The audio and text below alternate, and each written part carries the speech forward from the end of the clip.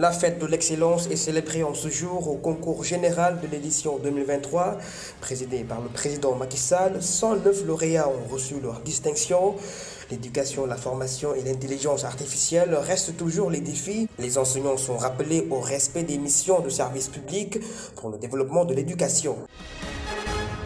Ousmane Sonko vient d'être placé sous mandat de dépôt. Cet avocat associe à la décision du juge un complot politique. L'emprisonnement du leader du PASTEF est suivi de la dissolution définitive du parti politique, le PASTEF. Les données mobiles sont suspendues jusqu'à nouvel ordre. Le ministère de la Communication vise les messages à caractère insurrectionnel depuis l'interpellation d'Ousmane Sonko. Les citoyens dénoncent une violation des droits et des libertés individuelles. Aux juntes militaires, auteurs du putsch au Niger le 26 juillet passé, ont été soumis au respect d'un ultimatum d'une semaine issu des résolutions du sommet extraordinaire de la CEDEAO à Abuja. Les dirigeants les appellent à la restauration de l'ordre constitutionnel et la libération du président Mohamed Bazoum. C'était les grands titres de cette édition. Le développement, c'est dans un instant. Bonsoir et bienvenue.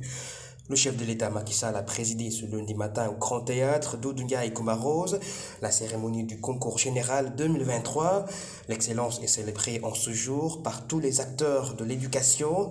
Les axes éducation et formation privilégiés lors des concertations de l'éducation nationale sont toujours des défis à relever. Le Sénégal veut faire aussi de l'intelligence artificielle un maillon essentiel intégré dans le système éducatif à l'aune de la mondialisation. Au total, 109 distinctions ont été remises cette année aux lauréats. Voici les propos du président Macky Sall.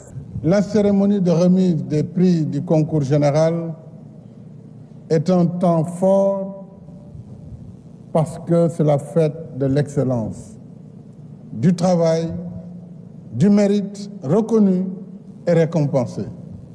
Nos lauréates et lauréats ont du mérite. Je voudrais distinguer ici les meilleurs parmi eux. Cheikh Thioub, du lycée d'excellence de Diourbel, et mademoiselle Safietou Kone,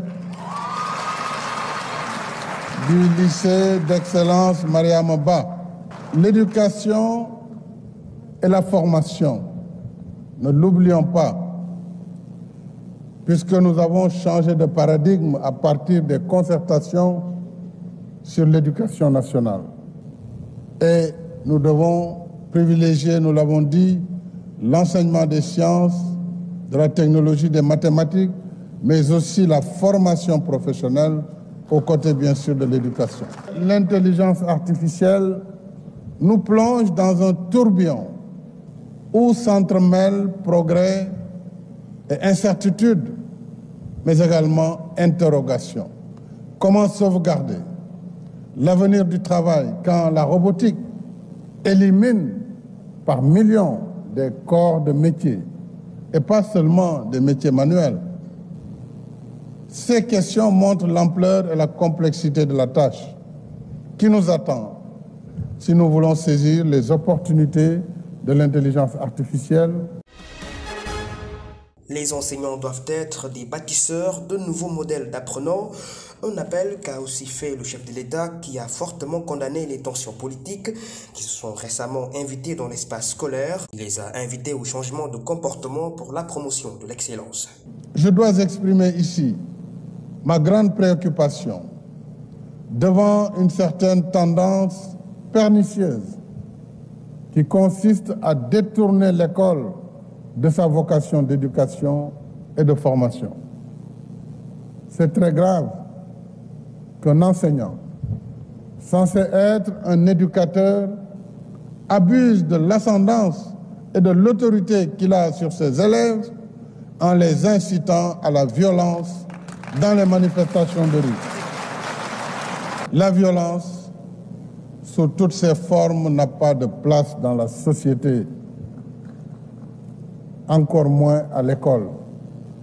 L'école et l'université ne sont pas des arènes de gladiateurs. Leur vocation est d'éduquer et de former des citoyens éclairés et responsables, des bâtisseurs et non des casseurs. Je condamne fermement Ces actes inacceptables qui ne resteront pas impunis, dont les auteurs sont heureusement minoritaires dans le système éducatif et ne représentent nullement les enseignants du Sénégal.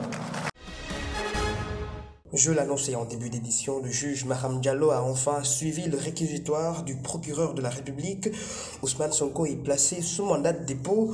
Après une audition de plus de 4 tours d'horloge, les avocats de la défense du leader du PASTEF jugent une décision qui viole en 6 voies procédurales, tout droit et affichant des allures politiques, dont les avocats d'Ousmane Sonko, Maître Houraïsiba, en plus de confirmer l'entière disponibilité de son client, justifie un autre fait qui pourrait annuler toute poursuite de la logique du contumax après son arrestation qui est nulle. L'autre élément central qui devait étayer plus la thèse d'une disculpation d'Ousmane Sonko, selon le pool d'avocats, est le témoignage de la victime de vol de téléphone qui a affirmé n'avoir pas subi cet acte venant de l'accusé. En d'autres termes, ce qui préfigurerait qu'il soit innocent. Ousmane Sonko, après la décision du juge de le placer sous mandat de dépôt qui rajoute 2 autres inculpations, diffusion de fausses nouvelles et complot contre l'État, a écrit sur sa page Facebook, je cite, « Je viens d'être injustement placé sous mandat de dépôt. J'ai toujours placé ma confiance en Dieu. Si le peuple sénégalais pour qui je me suis toujours battu abdique et décide de me laisser entre les mains du régime de Macky Sall, je me soumettrai comme toujours à la volonté divine. » Fin de citation. Sonko placé sous mandat de dépôt, la dissolution du parti Les Patriotes Africains du Sénégal pour le travail, l'éthique et la fraternité est définitive. Cette publication est faite par le ministre de l'Intérieur Antoine Félix Diome selon le décret numéro 2023-1407 du 31 juillet 2023. Selon lui, le PASTEF aurait manqué aux obligations des partis politiques et conformément aux dispositions de l'article 4 de la Constitution et de l'article 4 de la loi numéro 81-17 6 mai 1981 relative aux partis politiques. Autre justificatif de la décision de dissolution est l'appel fréquent à des mouvements insurrectionnels qui seraient la cause de nombreux dommages avec la perte en vies humaines, des actes de saccage, de pillage de biens publics et privés de 2021 à 2023. Le procureur de la République, hormis les poursuites requises contre Ousmane Sonko, d'autres procédures de mandat d'arrêt sont enclenchées. Celles-ci visent toute tentative d'appel à l'insurrection qui correspond à une des chefs d'inculpation contre le leader du PASTEF. La direction des investigations criminelles est instruite de mettre la main sur Toussaint Manga et Maître Pape Ngagne Demba, tous deux membres du PASTEF. La saisine du parquet pour leur arrestation seront exécutées par les hommes du commissaire Adramé Sarr. Je l'évoquais dans les grands titres, les données mobiles sont encore suspendues au Sénégal pour éviter la diffusion continue de messages haineux en cette période de tension causée par la garde à vue d'Ousmane Sonko. Ce lundi matin, les Sénégalais se sont réveillés avec des accès aux réseaux sociaux par Internet quasiment impossibles. La décision du ministre de la Communication est jugée extrême en violation de tout droit. Reportage Emmanuel Sarr et Cheikh Tidiane Thiam. Aujourd'hui à Dakar, nombreuses sont les activités qui sont mises aux arrêts par crainte de nouvelles tensions sociopolitiques. Les données mobiles ont été suspendues à nouveau sur certaines plages horaires. Cette décision du ministre de la Communication, des Télécommunications et de l'économie numérique est contestée. waaw loolu moom wax dëgg yàlla moom dañ koy ñaawlu quoi décision la boo xam ne ñaawlu nañ ko trop parce que. Je n'apprécie pas cette décision du ministre. Cela n'a jamais été existé auparavant. L'arrestation du leader de PASTEF ne devrait pas conduire à un tel acte. Beaucoup de gens utilisent l'internet pour travailler. C'est inutile de le suspendre. Donc loolu mënuñ lu dul di ko ñaawlu quoi di ko naqarlu bu baax a baax. Je désavoue, cette décision serait très dure pour les citoyens car l'internet est indispensable pour nos activités et besoins. Les réseaux sociaux, moins les plus adaptés par les jeunes, leur servent-ils d'outils de transmission d'informations à caractère insurrectionnel? C'est à travers les réseaux sociaux que les jeunes expriment leur mécontentement avec le régime actuel. Ils n'ont plus d'espoir, raison pour laquelle ils prennent le chemin de l'immigration. Les médias ne font plus leur travail de peur que leur signal soit coupé en couvrant les manifestations. On a fait les réseaux sociaux pour s'informer et donner notre opinion. Dans ces circonstances de censure d'Internet au Sénégal, les jeunes adoptent d'autres moyens pour se connecter sur les réseaux sociaux. Il est nécessaire qu'on trouve d'autres moyens pour se connecter sur Internet. Je n'ai jamais installé mon VPN. Si on active le VPN, on peut se connecter sur toutes les plateformes, réseaux sociaux, sans qu'il y ait de censure. Il est indispensable qu'on trouve d'autres moyens pour se connecter. Le droit à l'information est nécessaire pour tous les citoyens. La privatisation de la connexion des données mobiles est une violation. Pour que la paix et la stabilité règnent dans le pays, des recommandations ont été formulées par les citoyens. L'ultime solution se résume au dialogue. Les autorités compétentes doivent se réunir afin d'éradiquer le problème dont nous sommes en train de confronter. Seul le président Macky Sall peut faire régner la paix et la stabilité dans le pays. Il n'a qu'à faire libérer Ousmane Sonko. L'arrestation du leader de Pastef, Ousmane Sonko, survenue vendredi dernier, suscite de nouvelles craintes sur la paix et la stabilité du pays. M. Sonko, le plus farouche opposant du président Macky Sall et candidat à l'élection présidentielle de 2024, est poursuivi pour appel à l'insurrection et autres crimes et délits, a annoncé le procureur de la République le samedi dernier. Dès lors, les autorités sénégalaises ont annoncé dès ce lundi la suspension de l'accès à l'Internet sur téléphone via les données mobiles en raison de la diffusion des messages haineux et subversifs sur les réseaux sociaux. Ablaye Ngom, l'homme qui était longtemps sur le collimateur de la sûreté urbaine, vient d'être arrêté. Il était recherché suite aux violentes manifestations qui sont survenues au mois de juin dernier. Ces périodes de tension exacerbées occasionnant plusieurs dégâts via d'actes subversifs et compromettant la sécurité publique ont suscité la mise en exécution d'une délégation judiciaire du juge du deuxième cabinet. Le camp du PASTEF figure en majorité la cible. M. Ngom était lui-même le vice-coordonnateur de la jeunesse patriotique de Pikine. De là, la liste s'est agrandie dans cette affaire, identifiant d'autres mises en cause déjà arrêtées et déférées par la sûreté urbaine comme Cheikh Diouf, Ngagne Abdourahmane Djedjou alias Bokandé et Baba Sall. Les enquêtes sur la bande ont été probantes par la découverte d'un véhicule 4x4 de marque Dodge serait utilisé pour distribuer des cocktails Molotov dans les différents groupes identifiés. Selon la sûreté urbaine, le véhicule appartiendrait à un certain Alassane Sall, un membre du PASTEF établi aux États-Unis. Les différentes accusations retenues contre ces derniers sont association de malfaiteurs en lien avec une entreprise terroriste, complot contre l'autorité de l'État, incident volontaire, acte de nature à compromettre la sécurité publique et financement du terrorisme.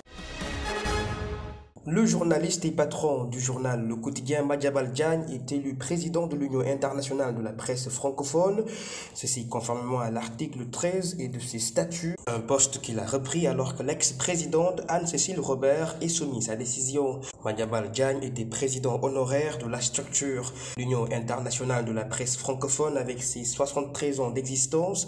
Le nouveau président affirme être conscient de l'immense responsabilité sur les énormes défis à relever et à assurer à l'organisation une sortie de crise tant qu'il sera à sa tête pour une durée qu'il souhaite courte. À l'hôpital Abass Ndao, un bébé de 2 jours a été retrouvé mort dans une machine à laver. Cette information a été relayée par nos confrères de e-radio. Les confidences du père ont été relevées. Selon lui, le nouveau-né serait suivi à la salle Kangourou où il était couvé. Il précise aussi avoir reçu l'information de la structure de santé Abass Ndao le lendemain du drame par la délivrance d'un bulletin d'examen du corps. Une enquête pour élucider les circonstances du drame est ouverte. Il a fallu que 4 jours après le coup d'État au Niger pour que le président en exercice de la CEDEAO, Bola Tinubu, réunisse les dirigeants à Abuja hier. Un sommet d'urgence qui est arrivé à des conclusions en l'endroit des hommes actuels à la tête du Niger, prenant en otage Mohamed Bazoum. Un ultimatum d'1 semaine est donné aux putschistes pour restaurer l'ordre constitutionnel ou sinon la CEDEAO aura recours à la force. La résolution lue à la fin du sommet extraordinaire prévoit la suspension de toutes les transactions commerciales et financières entre ces États membres et le Niger, ainsi qu'un gel des avoirs pour les responsables militaires impliqués dans la tentative de coup de force au chef d'état-major de la défense constitué au sein du Conseil national pour la sauvegarde de la patrie ont été demandés de libérer immédiatement le président du Niger, élu démocratiquement, et l'organisation d'une réunion d'urgence pour le bon fonctionnement des institutions nigériennes. Le Mali, la Guinée et le Burkina Faso n'étaient pas présents hier au sommet car assujettis à des sanctions qui visent les régimes présidentiels militaires qui les dirigent par le biais d'un coup d'État. Quant au président Mahamat Idriss Déby Itno, il a été invité du fait de la position géographique de proximité du Tchad avec le Niger et de sa puissance militaire au Sahel, allié de la France. Il s'est d'ailleurs rendu à Niamey pour s'associer au règlement de la crise, mais seulement sur la base d'une initiative tchadienne. Dans cet élan de médiation, s'est aussi invité l'ancien président du Niger, Mouhamadou Issoufou. Condamnant le coup d'État, il a annoncé dans un tweet ce dimanche de suivre les efforts pour tenter de trouver une sortie de crise négociée pour la libération du président Mohamed Bazoum. Deuxième défaite consécutive des Lions du Sénégal à l'Afrobasket Kigali 2023. Après une victoire impériale de sa bête noire, le Mali 72-49. Dans les Jeux de la francophonie, par contre, 4 médailles ont été remportées par le Sénégal.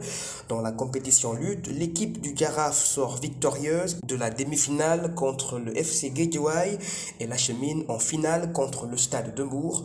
Le round-up de l'actualité sportive avec Fatima Bintou-Nour. Finale de la Coupe du Sénégal, le Stade de Mbour fera face à l'équipe médinoise, le Jaraaf. La commission de discipline de la Fédération sénégalaise de football sera statuée sur l'incident relatif au jet de pierre des supporters de Guédiawaye, occasionnant l'interruption de la demi-finale. L'Afrobasket, les Aigles du Mali battent les Lions du Sénégal avec un écart de 23 points. Le Sénégal a donné trop de chance à cette équipe malienne. Elles n'ont pas bien défendu la bande à Aya Traoré à la fin du premier carton. Le Sénégal dominait le Mali par 16 points à 11 et jusqu'à que les Maliennes rattrapent les 3 derniers cartons. Dans l'histoire, les Maliennes obtiennent leur deuxième victoire contre le Sénégal. Elles s'imposent à nouveau. Le Sénégal va affronter l'Égypte ce mardi pour les 8e de finale. Le Sénégal obtient 4 médailles aux épreuves de lutte à Kinshasa lors de la 9e édition des Jeux de la francophonie. Sembène Sine remporte la première médaille d'or. Il a battu le Nigérien Ibrahima Aboubakar par 8,1.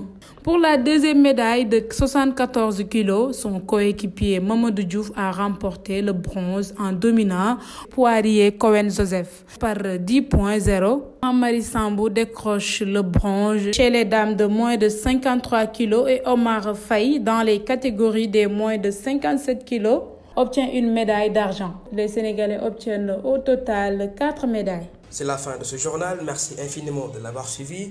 Je vous souhaite de passer une excellente soirée.